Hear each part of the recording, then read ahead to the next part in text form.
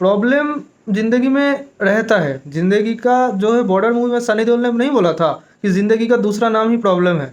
ये सच्चाई है भाई, ये बहुत कड़वा फ़िलॉसफ़ी है और ये सच्चाई है। हाय दोस्तों, और क्या हाल है? तो आज कुछ स्टेनोग्राफी से रिलेटेड आपके डाउट्स के बारे में बात करते हैं। स्पेशली जो चीज़ मैं ज़्यादा सोच रहा था कि आरआरबी का एग्ज़ाम भी आ गया है और यहाँ एसएससी का भी स्किल है, रिटन भी है। तो मल्टीपल स्किल्स और रिटन्स जब आ जाता है सेम टाइम में, तो उसको कैसे हैंडल करना है, प्रिपरेशन के टाइम में उससे कैसे निपटना है, उसको कैसे डील करना है, तो वो मैं आपको थोड़ा एक स्ट्रेटेजी बताने का मैं कोशिश करूँगा। क्योंकि मेरे टाइम में भी मैंने ये फेस किया हुआ है। 2017 का जब मैं स्किल दे रहा था तो 2018 का रिटन उस टाइम में था। तो जो कि मैंने प्रिपरेशन कंटिन्यू किया था, तो इसी वजह से 2018 में 160 स्कोर कर पाया मैं, नहीं तो नहीं कर पाता। कि 2017 में 153 आया था, तो मैंने इम्प्रूव किया था बाई 7 मार्क्स। दोस्तों, ये मैं भी मैं अभी वीडियो आपको बना एक रहा हूँ लाइव डेमो बाहर। दिखा अभी देता हूँ। ये मैंने बहुत अभी ज़्यादा तूफान हो वीडियो रहा है, खींचा है पूरा घर बारिश हो से। रहा है और मौसम बहुत ख़राब है। आपने अगर शायद न्यूज़ फॉलो किया होगा, आपने देखा होगा, तो आपको पता ही है कि बंगाल में अभी टॉर्नेडो आ रहा है।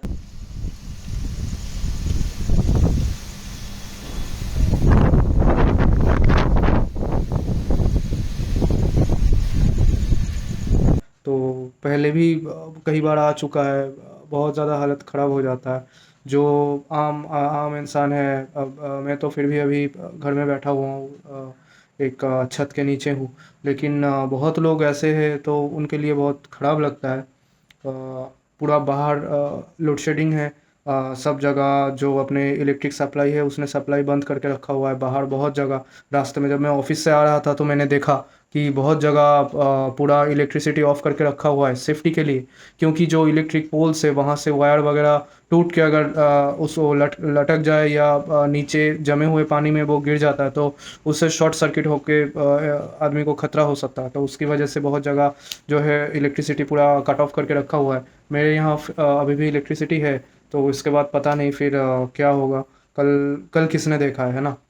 लेकिन मुझे कल देखना पड़ेगा, क्योंकि मेरा जो है ड्यूटी डिटेलमेंट कल हो गया है। आईजी बीएसएफ आ रहे हैं सर।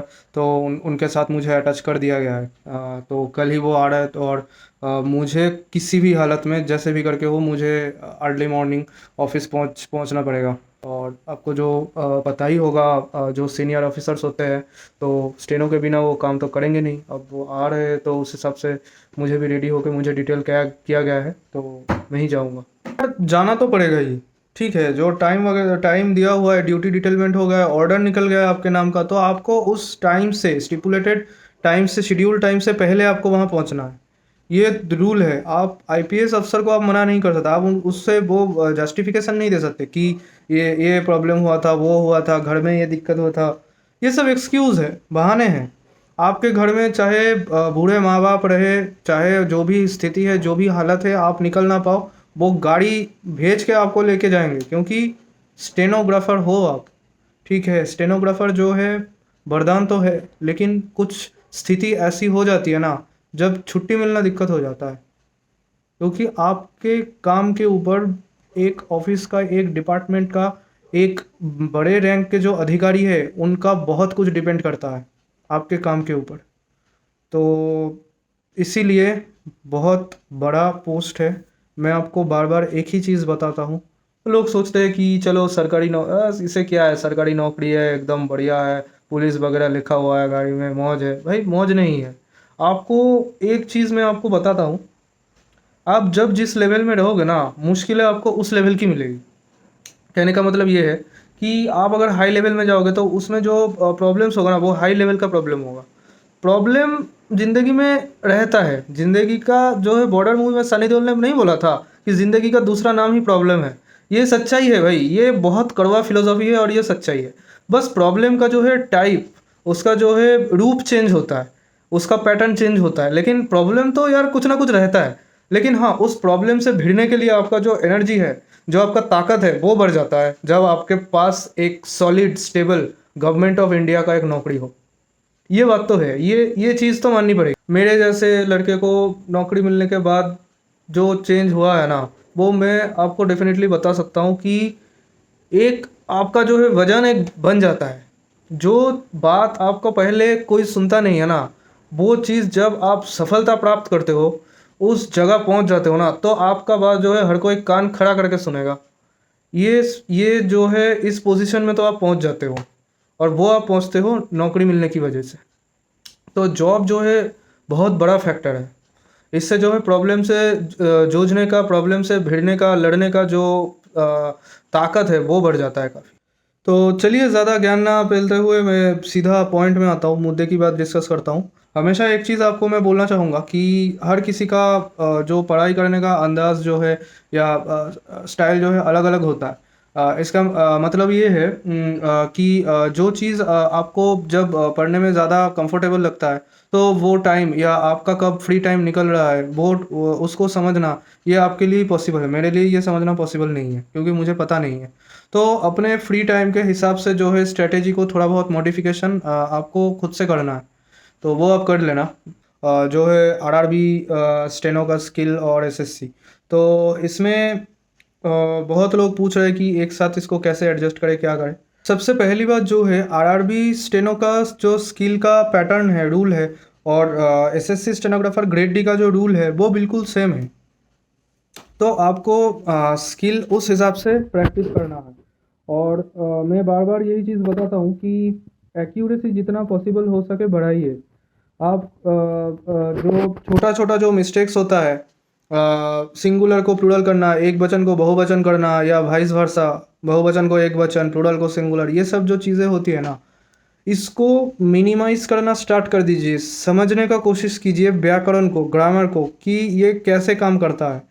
आपका जो फर्स्ट पर्सन है या सेकंड पर्सन है, थर्ड पर्सन है, सब्जेक्ट क्या है, ऑब्जेक्ट क्या है, किसके बारे में बात हो रहा है, यहाँ सिंगुलर क्यों होना चाहिए, प्लूरल क्यों नहीं होना चाहिए, ये सब चीज़ जो है रिलेट करने की कोशिश कीजिए।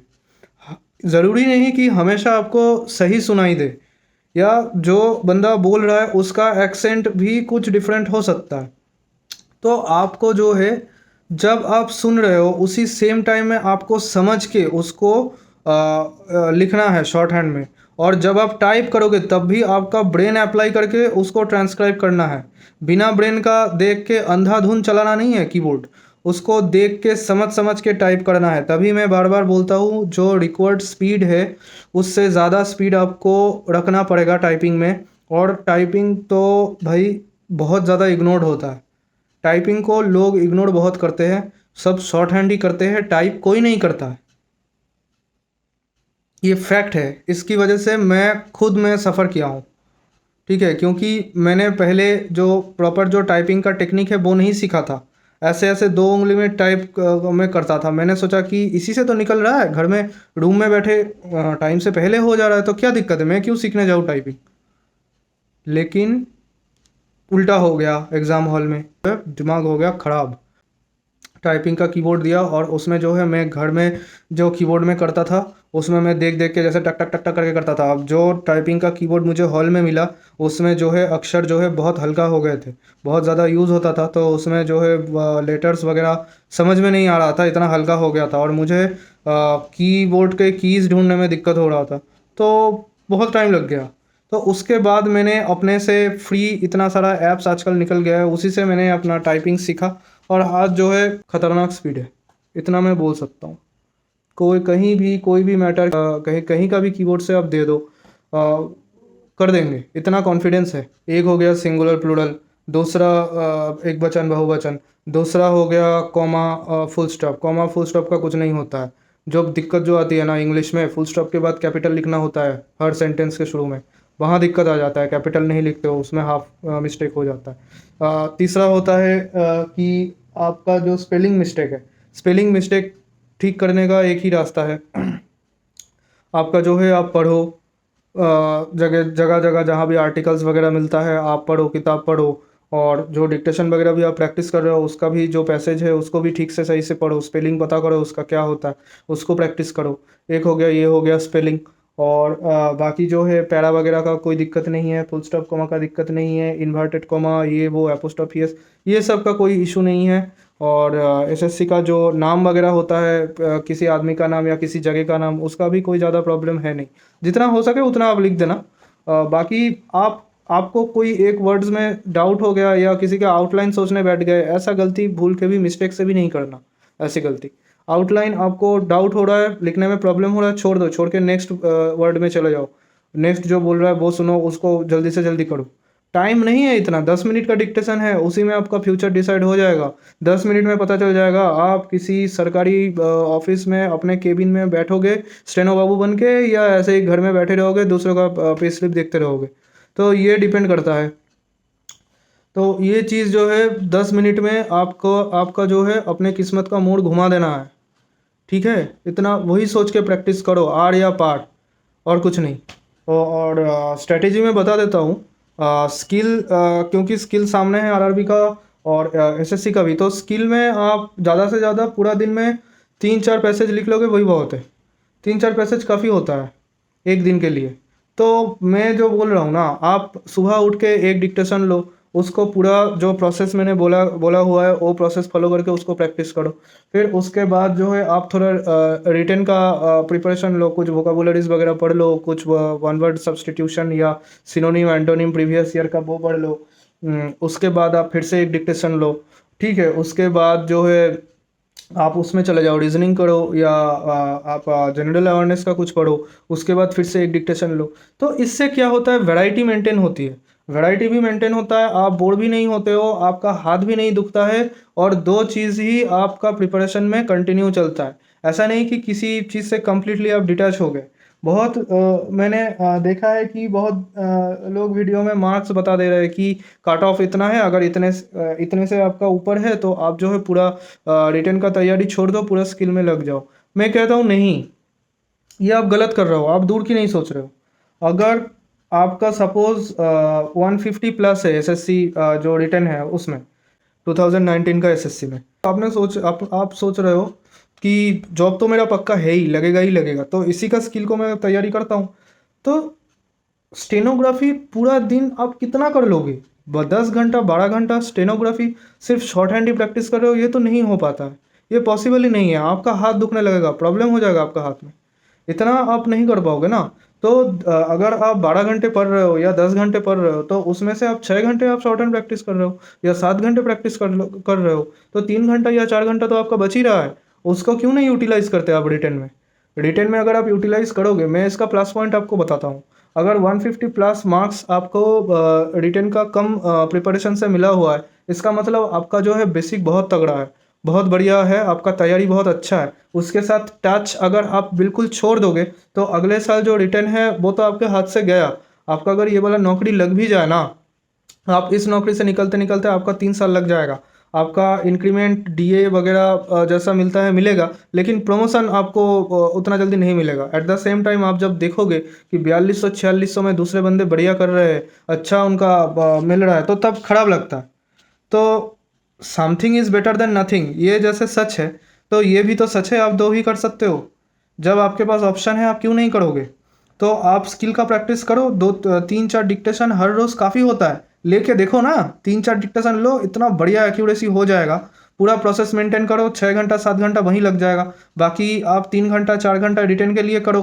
फिर जैसे आप स्किल दोगे, स्किल के बाद नेक्स्ट ईयर का तुरंत बाद ही 1 महीने के अंदर रिटर्न होगा, तो रिटर्न में भी आप और भी अच्छा, पिछले साल से भी और भी ज़्यादा अच्छा आप रिटर्न दोगे, उसका मार्क्स जो है 160 प्लस आपका चला जाएगा।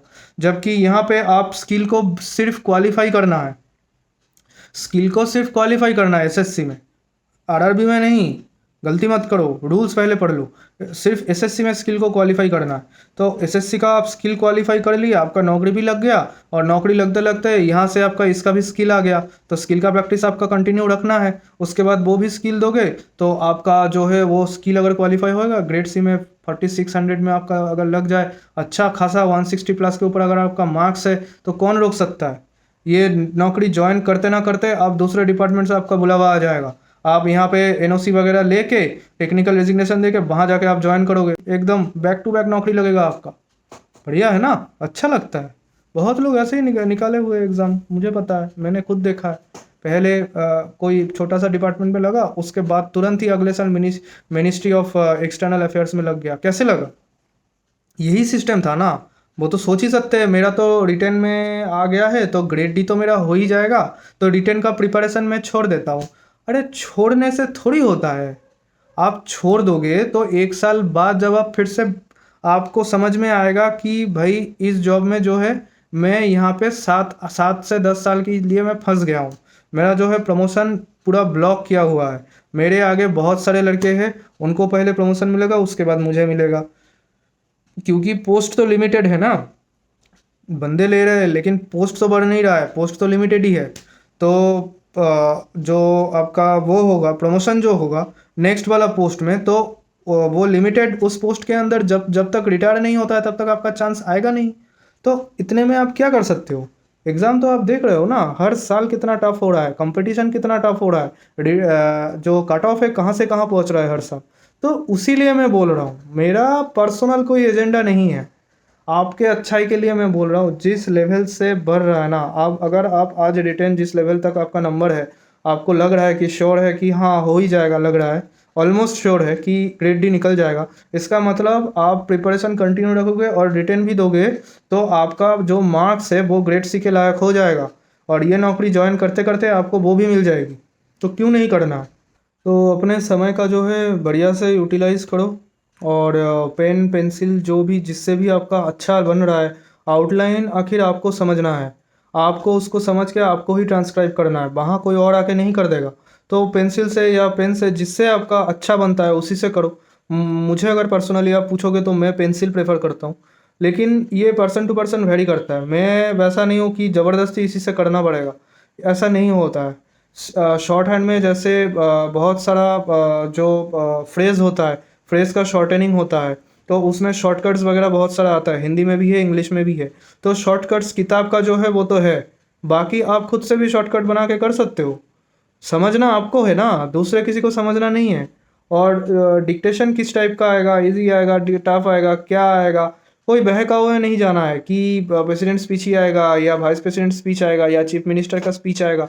ये सब के बारे में नहीं सोचना है, आपको जो अपना बेस बेस जो है उसको स्ट्रांग रखना है, ऐसा तगड़ा बेस रखना है कि कोई भी चाहे डिक्टेशन कोई भी दे दे, या तो हिंदी में देंगे या इंग्लिश में देंगे, हिब्रू में तो नहीं देंगे ना, तो आप उसको जो है आप सही से कर दोगे।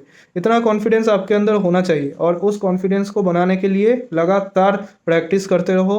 डिक्टेशन लो, प्रैक्टिस करो, उसको पढ़ो, ट्रांसक्राइब करो, एरर चेक करो और एक्यूरेसी बढ़ाते रहो। एक ही प्रोसेस है, इसका कोई मैजिक नहीं है, कोई दवाई मैजिक पोशन कुछ नहीं है, यही एक दवाई है और इसको जितना चाहे बोरिंग लगे जो भी लगे यही करना पड़ेगा और कोई चारा है नहीं, क्योंकि नौकरी जो है सिलेक्शन लेना है आपको। तो ज़्यादा ये सब के बारे में मत सोचो। डिक्टेशन में अगर आप सिर्फ केसी ही कर रहे हो तो उसमें वैरायटी के लिए आप केसी के साथ थोड़ा प्रोग्रेसिव भी बीच बीच में कर सकते हो, अल्टरनेट डे में या हर दिन एक प्रोग्रेसिव और बाकी 2 आपने केसी किया, तो उस हिसाब से कर सकते हो। ये मैं बोल रहा हूँ कि आदत ना पड़ जाए कि केसी का कर रहा हूँ इसी टाइप का आना पड़ेगा, इसके बाहर आएगा तो मैं घबरा जाऊँगा, पैनिक हो जाएगा, तो ऐसा नहीं होना चाहिए। तो जो है वैरायटी मेंटेन रखो और जो भी प्रैक्टिस कर रहे हो, जो भी डिक्टेशन ले रहे हो उसमें बेस्ट होने का कोशिश करो और एग्ज़ाम जैसे माहौल उसमें रखना है, जैसे एग्ज़ाम हॉल में, रियल एग्ज़ाम हॉल में जैसा होता है, जैसे टाइम का पाबंदी होता है, सब सब कुछ एकदम शेड्यूल के अकॉर्डिंग होता है, वैसे ही शेड्यूल के अकॉर्डिंग आपको भी प्रैक्टिस करना है और वैसे ही सीरियसनेस लेके आपको प्रैक्टिस करना है। बीच बीच में उठना नहीं है, एग्ज़ाम हॉल में बीच बीच में आप नहीं उठ सकते हो, वैसे आप नहीं मत उठो। सिटिंग करने का एक एक जैसे आप सिटिंग करने का जो है हैबिट बना लो। कोटा फैक्ट्री में देखे थे, टीवीएफ का देखते हो ना, अरे सब कुछ ही करना पड़ता है भाई, सिर्फ पढ़ाई मतलब पढ़ाई ही करते रहोगे ऐसा नहीं है। बीच बीच में जो अच्छा वाला वेब सीरीज़ होता है, बढ़िया होता है, उसको भी कभी कभी आप देख सकते हो जब सामने एग्ज़ाम ना हो तब। मैं नहीं बोल रहा अभी जाके देखो। तो उसमें जैसे कोटा फैक्ट्री में जो अपना हीरो है वो पहले ज़्यादा देर तक बैठ के पढ़ाई नहीं कर पाता था जब वो नया नया कोटा में आया था। तो उसको जो है उसने टाइम टेबल लगा के शेड्यूल मेंटेन करके अपने आप को फोर्स करने लगा। उसको जो है सर ने बोला कि जो पसंद नहीं है वही करो, ज़्यादा से ज़्यादा उसी पे फोर्स करो, तो वो वही करने लगा, तब जाके उसका जो है शेड्यूल सेट हुआ। तो आपको भी पढ़ाई में बैठने का जो है आदत बनाना पड़ेगा, देर तक आपको बैठना पड़ेगा, क्योंकि बाद में जब ऑफिस में नौकरी करोगे तभी भी वही करना पड़ेगा, देर तक बैठ के आपको काम करना पड़ेगा। तो उसीलिए आप बैठने का जो है आदत अभी से डाल लो, सुबह उठ के एक्सरसाइज वगैरह करो, उसके बाद पढ़ाई में लग जाओ और बिल्कुल जैसे हॉल में होता है उस टाइप से सिस्टमेटिक वे में प्रैक्टिस करो, ठीक है। तो चलिए गाइज, ऑल द बेस्ट, आप प्रैक्टिस जारी रखिए और मैं आशा करता हूँ बिल्कुल आप सबका सिलेक्शन हो। तो आप अपना कोशिश जारी रखिए, हार्ड वर्क करते रहिए, स्मार्ट वर्क करते रहिए। और जैसा मैं बोल रहा हूँ, ये कोई गीता का भगवान श्री कृष्ण का वाणी तो है नहीं कि सुनना ही पड़ेगा। तो आप इतना काबिल हो गए हो, इतना ब्रेन तो बुद्धि आप में है ही कि कौन सा अच्छा है कौन सा बुरा है। तो वो आपको खुद कैलकुलेट करके उस हिसाब से करना पड़ेगा। जो अच्छा अच्छा आपको लग रहा है वो आप फॉलो करो, और जो आपको लग रहा है कि आपके लिए सूटेबल नहीं है तो आप खुद से उसमें मॉडिफाई कर सकते हो। ऐसा कोई हार्ड एंड फास्ट रूल है नहीं, ठीक है। तो प्रैक्टिस करो, पढ़ाई करो, पढ़ाई तो करना ही पड़ेगा, वो करो। और चलिए मिलते हैं नेक्स्ट वीडियो में। टेक केयर, अच्छे से रहिए और खुश रहिए और प्रैक्टिस जारी रखिए। मैं भी थोड़ा रेडी हो जाता हूँ, थोड़ा सब कुछ रेडी कर लेता हूँ, क्योंकि कल चाहे आंधी आए तूफान आए जाना तो मुझे पड़ेगा ही। तो चलिए फिर थोड़ा प्रिपरेशन में भी ले लेता हूँ। Okay, bye.